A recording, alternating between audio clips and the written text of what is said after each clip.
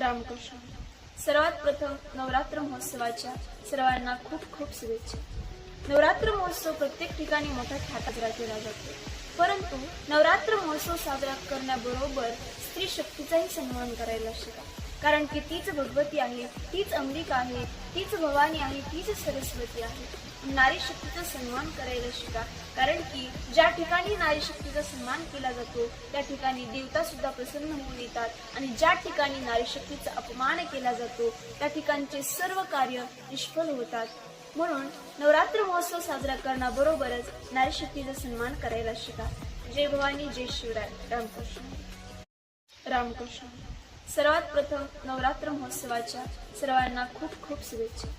नवरात्र महोत्सव प्रत्येक ठिकाणी मोठ्या थाटात साजरा केला जातो, परंतु नवरात्र महोत्सव साजरा करण्याबरोबर स्त्री शक्तीचाही सन्मान करायला शिका.